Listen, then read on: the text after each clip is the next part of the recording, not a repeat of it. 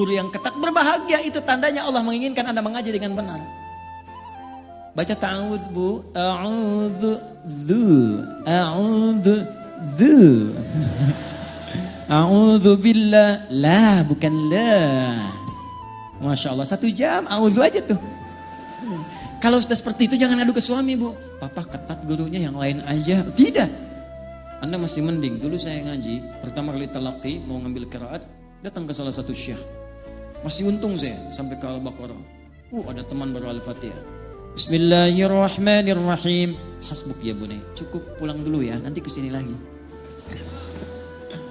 Anda jauh-jauh dari Bekasi ke Jogja, baca bismillah, suruh balik, besok kesini lagi, datang lagi gak? Ternyata guru itu hanya melihat di mana kekurangan lisannya. Seperti Anda belajar TOEFL, dilihat di mana kekurangannya, besok sudah diperbaiki. Itulah qiraat supaya benar, dan saat Anda baca pun berpahala. 1 hurufnya berapa? 10.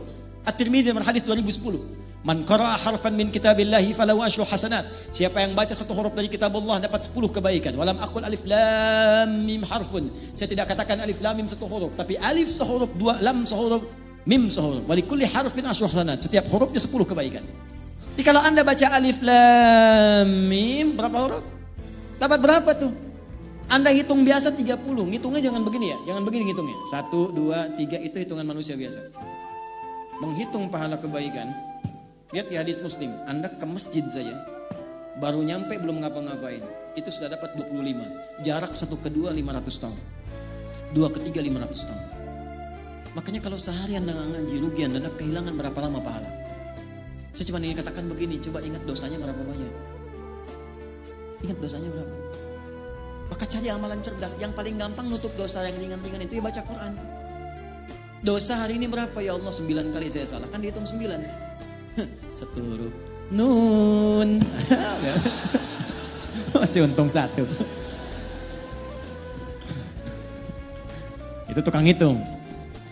Kalau belum lancar bahagia, 2 kali pahala lancar. Alladzi yatata'ata wa huwa syaqqun 'alaihi falahu ajran. Kalau ada orang terbata-bata berat mengucapkan hurufnya, 2 kali pahala orang lancar. Bismillahirrahmanirrahim. 2 kali. Orang dapat 19, 90 dia kali 2. 380. Insya Allah. Kalau gitu saya nggak lancar aja Ustaz ya Om. Cara berpikir yang salah, itu pahala diapresiasi karena kesungguhannya. Yang lancar merubah dirinya ditemani malaikat. Makanya kalau orang rajin baca Quran itu di samping ada malaikat. Bahasa hadisnya ma'asyafaratil kiramil bararah. Maksud kiramil bararah itu kalau Anda benar baca Qurannya, dijaga oleh malaikat kemuliaan menjaga Anda berbuat baik. Jadi kalau ahli Quran itu benar walaupun dia baru baca, itu akan merubah hidupnya, pasti baik. Jadi diarahkan oleh malaikat.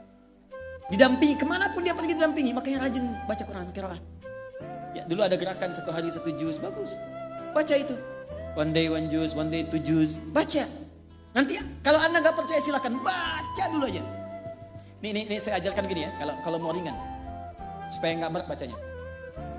Kita ambil Al-Baqarah 1 sampai 141. Al-Fatihah kita simpan karena sudah hafal insya Allah semua.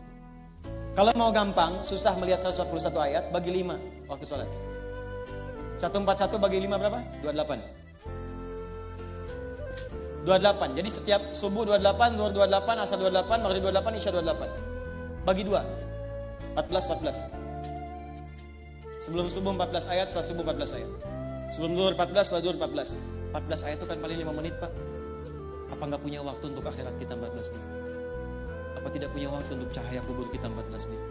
Hanya 5 menit saja, 14 ayat.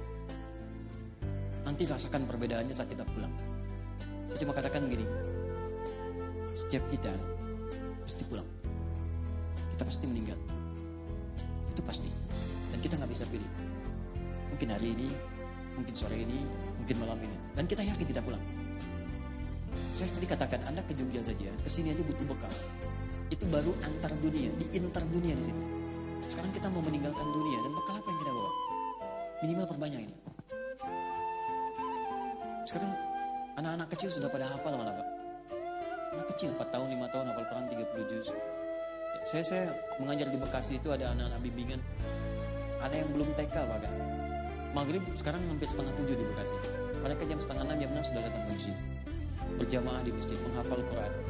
Ada yang sekian juz, ada yang khatam dan seterusnya. Ada yang ba'da isya baru pulang, ba'da isya kerjain PR di masjid. Anda bayangkan anak 3-4 tahun, 5 tahun sampai menghafal Quran khatam 30 juz untuk persiapan dia pulang. Padahal dia belum balik. Anda diberikan 30 tahun, 40 tahun, 50 tahun. Apa yang Anda kerjakan kalau sampai hari ini aja baca belum punya waktu? Apa yang Anda lakukan? Keburu salah dengan benar. Saya sering sampaikan sebuah kisah yang anak dari masjid itu Mu'ab sampai dihafal Quran padahal buta matanya, menempuh jarak 20 km pakai motornya jadul. Di tengah jalan dia mengulang-ulang kembali, diantar bapaknya kemudian tak hafal, anaknya hafal. Padahal bapaknya melihat.